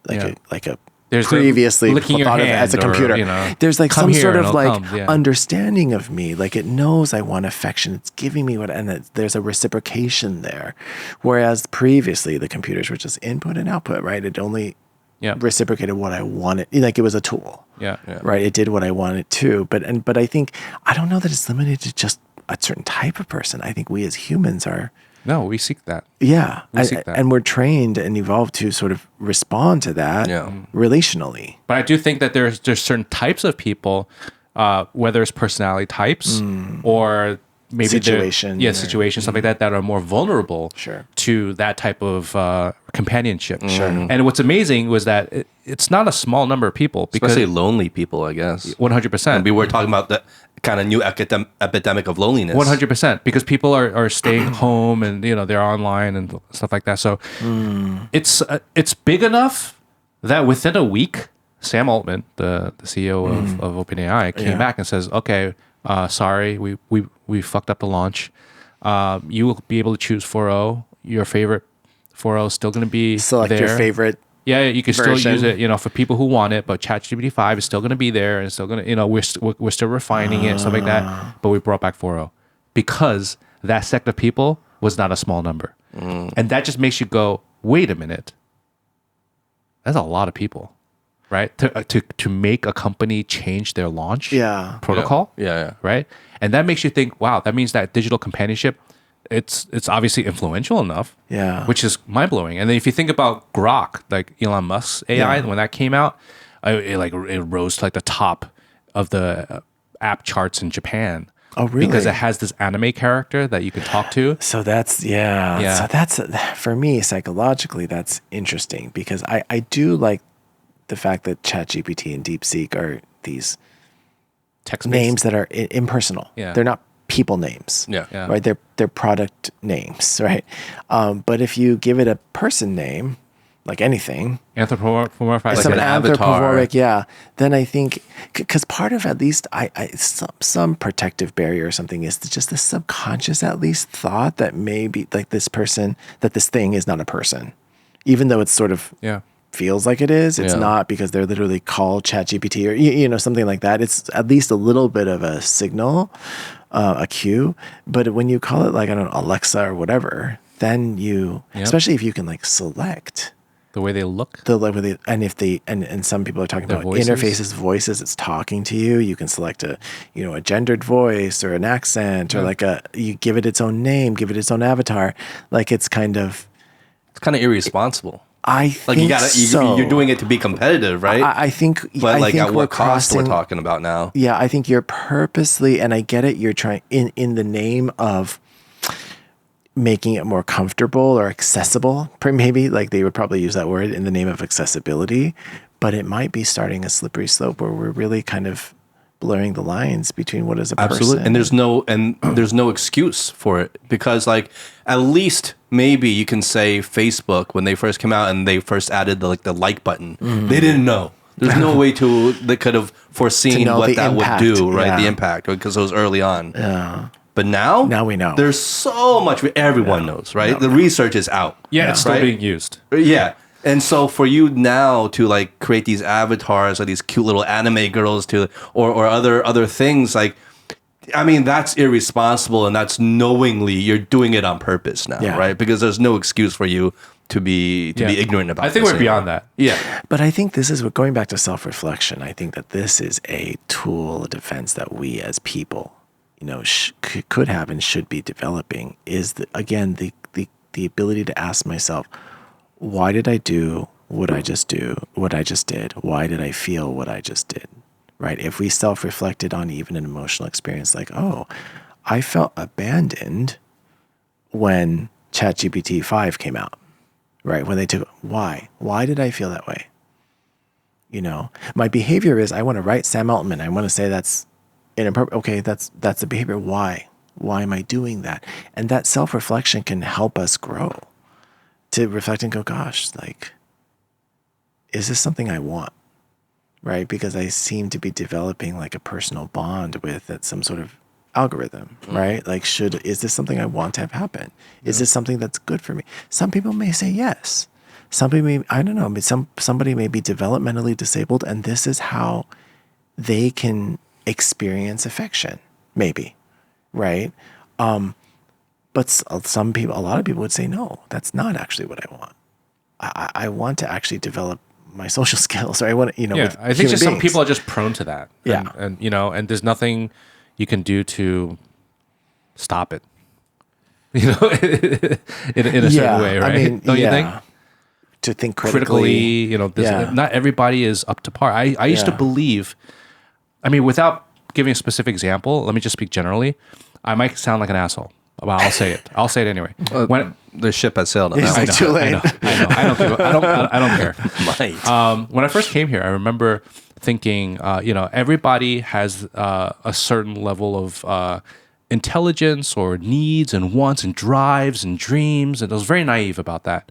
And I would think that people that may just not have that opportunity to maybe chase their dreams or to have that want and need, it's only because of their environment, right? It doesn't mean that they're dumb. It doesn't mean that they have low IQ or anything like that. It just means that they just didn't have the opportunity, right? But only through living and meeting more and more people, I started realizing that I don't think it's only reliant on environment. I think there's a certain time period for where you can work out your brain to get to a certain level. And after that, it's kind of there. I mean, we talk about the pruning, the cognitive pruning, right? Like, so like, the way that we're born with many, many neural connections and what we end up with, and what is reinforced is retained, and what is not reinforced is sometimes completely lost. And that can be hard to reverse. Yeah. It's a combination of that and also what you're born with, right? So everybody's born differently in terms of intellect or physical ability. Well, and there's like that, also right? an environment that is prenatal, though. Yeah. So that's so it's hard to say, because what is because environmental could be biological and biochemical, but it's still environmental, right? 100%. Prenatally.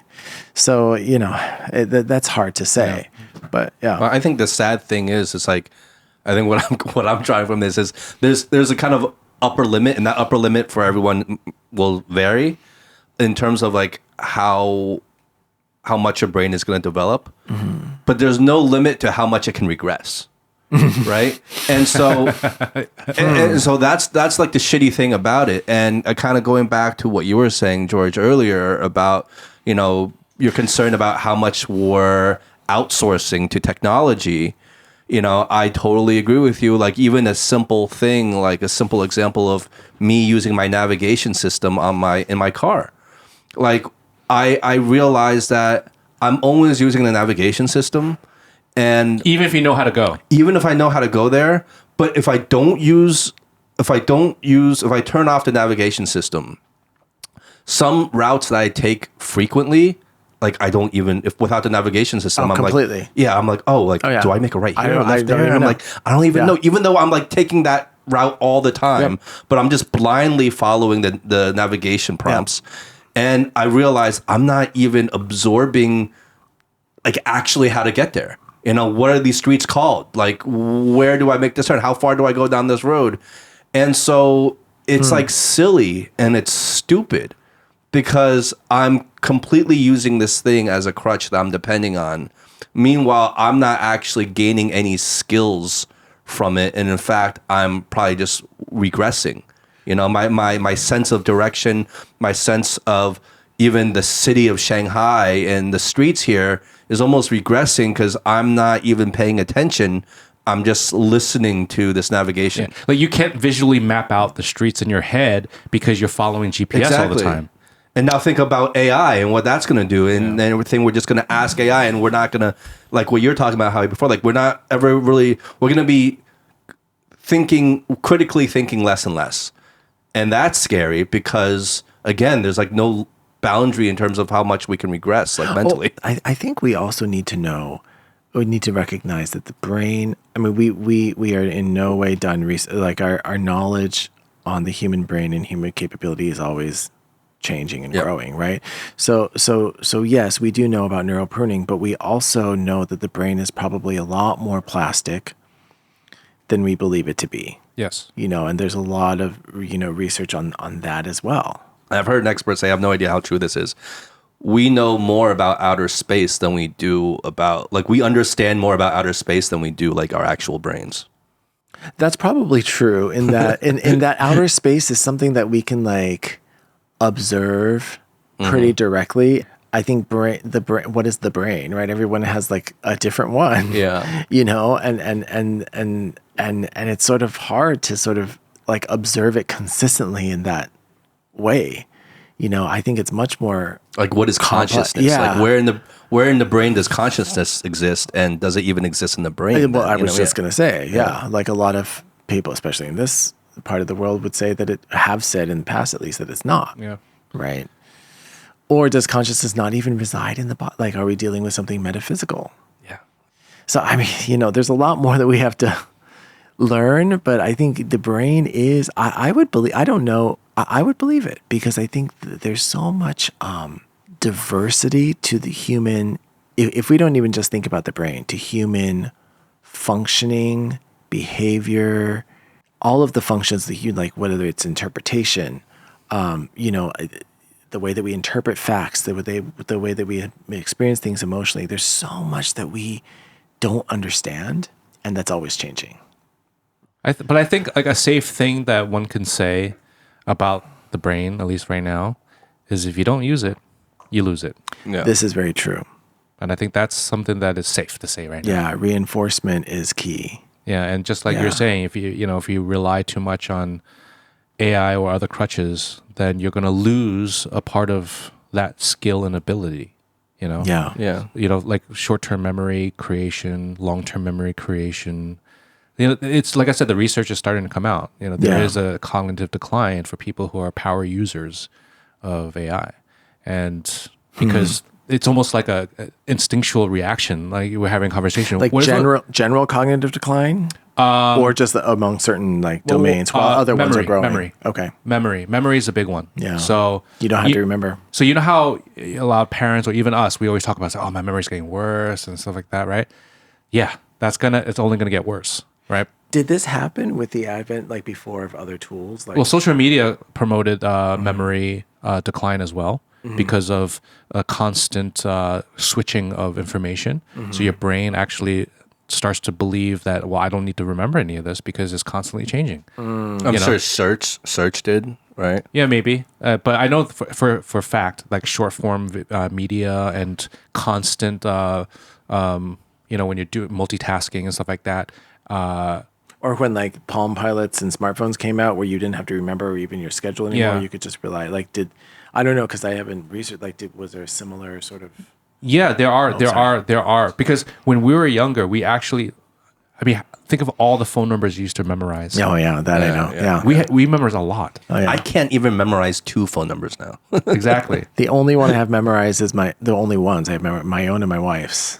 Yeah. That's like the only ones And that's already like, wow. Probably, and for you. You know your home number? Well, probably I remember it because you have to. So many things are tied to your phone number here. You gotta have to either my phone number or my wife's phone number. But think about it. When you were younger, you memorize all your friends' numbers. Oh, for sure. Like the closest friends, your family numbers, your home number. There's a bunch of numbers. Right? Yeah. And plus, remember when you used to, like going back to GPS, you'd have to write down all the directions. You ask people, you use a map. You know, there's all these things that you actually had to put in cognitive effort in order to achieve your goal. And you made yourself memorize those directions because I don't want to like break out the Thomas guide every time. Exactly. Yeah. Or just a simple skill like reading a map. I remember we were I think we were talking that's to Charles. true. Yeah, we're talking about Charles in a different episode. And he was like talking to like his young colleagues or whatever, and he actually pulled out like a paper map, and they had no idea how to What read is a that map. thing? Yeah. Like it was like, what? How do you North, south, east, west. What like, is this? What is, yeah. And he was so shocked I didn't know how to read a map. But it's like, of course, like why would they? But you know what's really funny? I'll add something else to that. There's this phenomenon I noticed. I'll something if I remember, I'll test people around me, like younger people, when they open up their Didi and then they see the cars coming, right? And then a lot of times you see they're like, Which direction is this car I'm coming like, from? it's north. Yeah. You're facing north right now, so it's coming that way. Yeah. They're like, north?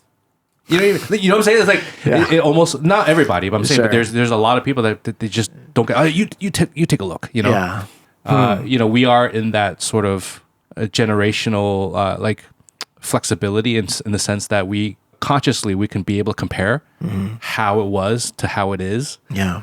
And I think that's a bit unique compared to maybe the youngest of generations. But it's funny when we can wax poetic about this kind of stuff and think about how much more difficult life was in a certain way, less easy or accessible, but it did not make the experience worse. It was just, that was just what it was. No, but it didn't feel difficult at the time because we didn't have that point of comparison. Exactly. Yeah. It was just what it It's was. just what you needed to do. Yeah. It wasn't. There was nothing difficult about it at the time. You didn't perceive it in terms of ease or difficulty. No. Yeah.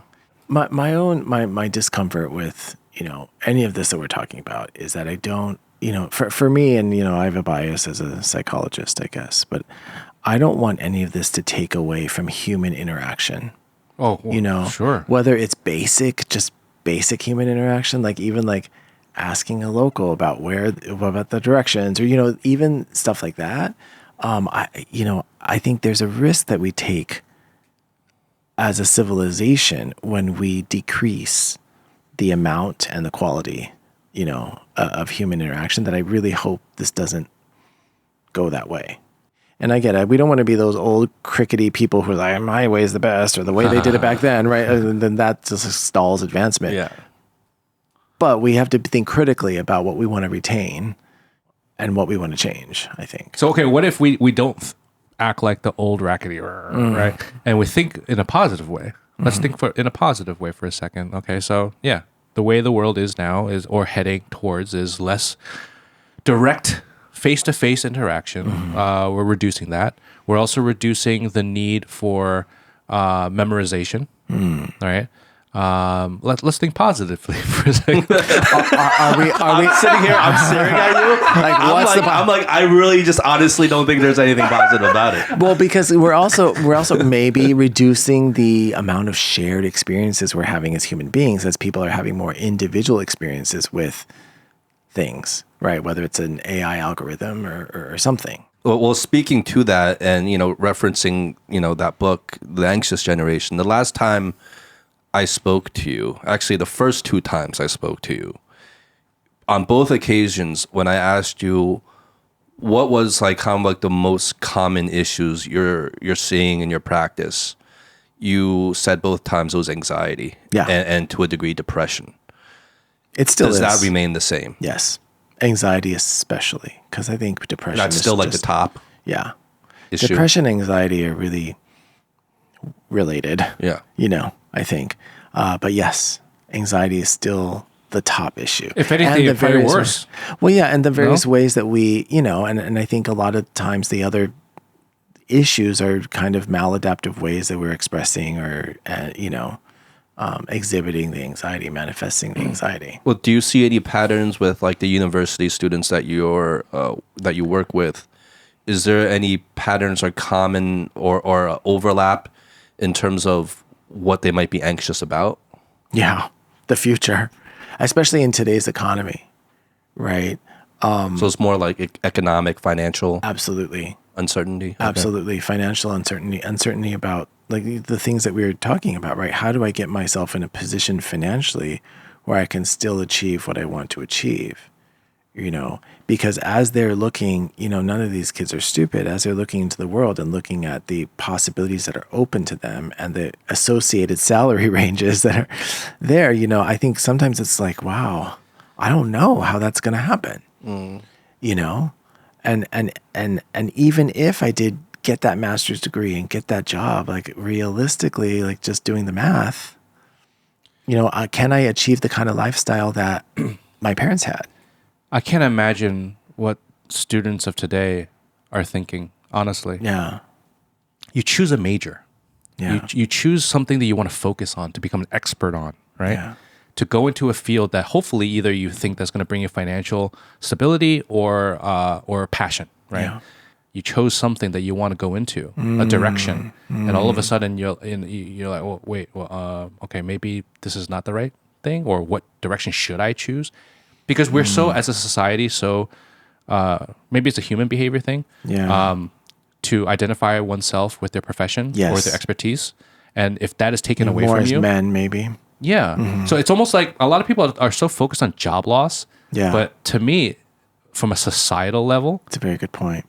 the change of your mental state towards jobs and your identity is just as big as not having jobs.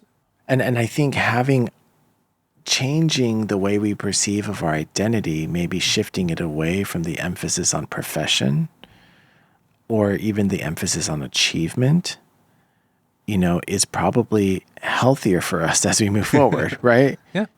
You know, as much as we say we have like a financial economic crisis, or I kind of call it, this is a crisis of, I think, meaning, or a spiritual crisis, really, right? Like a crisis of like, how do I understand that my life has meaning or worth? How do I gauge or value that? Yeah. You know, and who determines that value distribution, or you know? Yeah. And I think that's something that, you know, we this machine, right, in the world promotes us to do that, promotes this phenomenon, which we as men especially, but really as humans, like you said, like connect it to what we can do, right, as a profession, you know, what we can do. And that's not, you know, that's not a bad thing, but is there more? And is it time to think of, is the world going to a place where we really do need to think about more than that? Yeah. Like, what is that going to mean in Yeah. that future? Yeah. I mean, one thing for sure, I mean, as a profession, I do what I do, but I have more meaning now as a father. Yeah. And that is what I really hold on to. And that's actually more salient or central Right? to your identity. And it's Yeah. funny because if you think about it, if you take away modern society and its sort of structure, and you go back, I mean, what were you? You were a family man. You know, you have your crew. You know, and that's all you had. But and you can survival. also say back in those earlier tribal times, let's say, yeah. it was still your identity was what you contributed to the village. Well, right? you needed were you to the hunter, were you the gatherer, were you, were you the builder, were you the healer, were you know Yeah. whatever it was. I get person that, who yeah. knew how to make fire. And Exactly. Yeah, there's a Yeah. function to you. Yeah. Absolutely. And gosh, you know, I think there's part of going back to what we talked about masculinity, right? I think for a lot of men, it's hard because I feel the same way. I view my primary salient identity as a father. That's the meaning, you know, myself personally, that's where I derive my meaning. But I think there's also a certain, you know, way that we're socialized to kind of view that as kind of weak, or to conceive of that as feminine, right? Yeah, To yeah, kind of I be see like, that. oh, like if your primary identity is something connected to like your role in the family or your role in the household or whatever you call it, then that's feminine, and ergo, in the toxic way, negative, right? Where, I think there's a lot of redefinitions that has to happen. There's a lot of know? self-reflection that's going to be happening, Yeah. right? Societally. Yeah, I think that's the huge takeaway. Like, I like that. There's a lot of recalibrating of almost everything going forward, and in that disruptive process, hence all this anxiety amongst especially the younger generation who are heading out into this brave new world. Is what, okay, well, if everything's up in the air, then I have no roadmap. And if I had no roadmap, where is my confidence in how to get there? And what is even there? Like, what is the definition? What is the destination is even blurry. Yeah. Right now, there is no voice-assisted GPS. Okay, there's no GPS telling you where to make a right turn, where to make a left turn. Yeah. We're on a road right now. Yeah. We're on a road. We just don't have the GPS going. Well, you don't even have a car. Like, you're not even in the car. And a skill that we're going to need on this road is to process fear appropriately, because it's going to be scary, right? And we cannot, again, run from fear, right? We have to learn to adapt to it, to understand that it's there, it's unavoidable, but we want to use it. Yeah. We want to be comfortable coexisting with it, because I'm not necessarily in my role upping their chances of getting into graduate school, upping their future salary bracket. I'm not necessarily doing that, right?